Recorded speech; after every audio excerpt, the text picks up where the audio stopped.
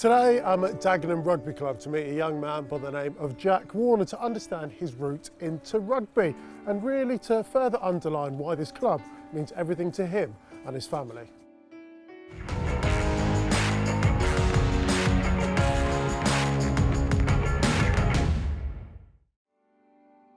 Jack, Ugo, how you doing, okay? Yeah, not bad, man, not bad. Big fan. Thank you very much. Thanks for having us down at Dagenham. How long have you been a part of this club? Been coming here since I was 10 years old, so good 15 years now, somewhere around there. There's quite a lot of stories, no doubt, that we can get into. A lot of stuff to get through, yeah. Okay, well, let's grab a seat and have a chat. Let's go, man. So, Jack, you said you've been coming here for 15 About years. 15, yeah. Age 10? Age 10, yeah. So when did you first get involved in rugby? So, originally it was at my primary school, which Okay. is literally, from my house, the club's 2 minutes that way, the primary school's a minute that way, so it's quite all local, community-based. But I started there, obviously, other sports, I was a bigger lad, so it weren't quite my forte to run and kick a ball. It was easy to carry it and hit someone. Yeah. That transitioned into year seven coaches and the people that I was playing with were sort of already over here, so it was an easy transition to come right over, and obviously there was links in from the schools and stuff, so it was sort of everyone that was at primary went to secondary and was at the club, so it was just a nice even sort of, there weren't no horrible new meets and greets, it was everything all in one. So. Well, that sounds really cosy. I often speak about the connection between community clubs as well as schools, and you seem to have absolutely nailed it. Would it be a fair statement to say that this rugby club, Dagenham Rugby Club, is at the heart of this community? We seem to sort of be a hub in the middle that is sort of still pulling everyone in. So, for example, Centre is also a coach at the local school. The local school's director of rugby is also part of the first team set up. So all the local schools have sort of got someone nested in there as well, dragging people over, keep everyone sort of connected. The way we draw people in from this area is rugby's free from age grade rugby up to seniors. Amazing. So it's just an opportunity that parents can get their kids involved in the sport. They don't have to pay, they don't have to commit anything other than just turning up, and it keeps them all involved. And again, like I was saying earlier, with the school side of things, it helps the fact that they've only got to walk across the road from school, so it's not like you've got to pay to get somewhere or anything like that. Most of the kids, even including up to first team, most people live in this area or have, parents live here, they've grown up here, all that sort of stuff. So it's very directed to, it's free, come in, get involved. Once you're here, you enjoy life, sort of thing.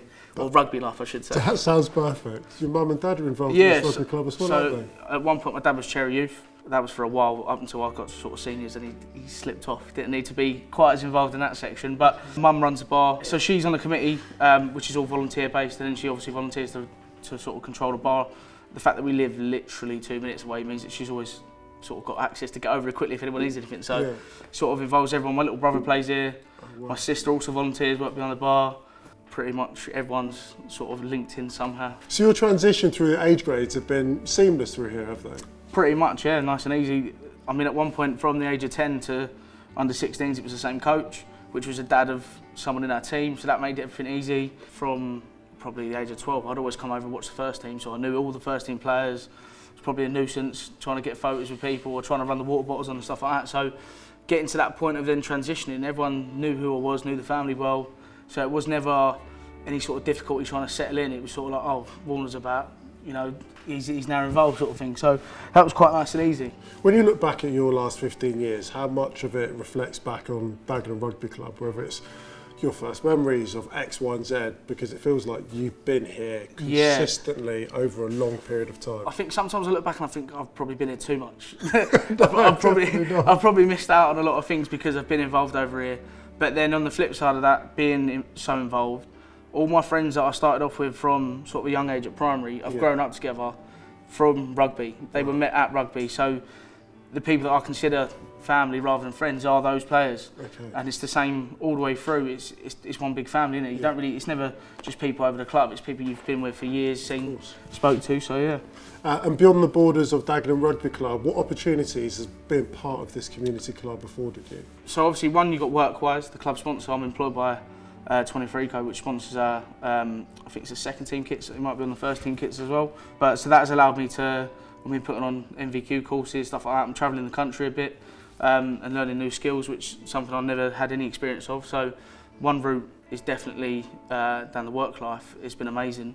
On the flip side of it, the opportunities like certain people I've met through rugby has then allowed me to go to Twickenham in corporate boxes and stuff like that, which I would never have connections with on my own, Premiership finals, things like that. I've had opportunities that I would never have been able to get unless I was here at the rugby club. So. And in terms of you as a person, how you've grown, you've developed, the confidence you'd have got from being at a place which has probably become a second home, what impact's that had on you?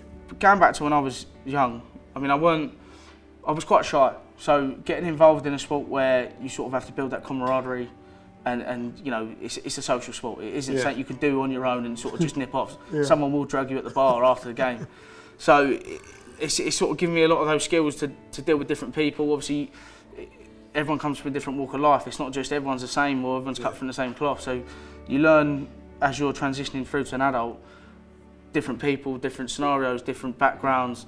Obviously, we come from a diverse area, so there's completely different people all over the place, and everyone's sort of dragged in, and you know, you're one now. That's the aim of the idea of it. So, what advice would you give to someone who's absolutely loving their rugby, fully committed at underage, but then perhaps slightly hesitant about making that leap into adult rugby? I would say go for it because you'll miss it.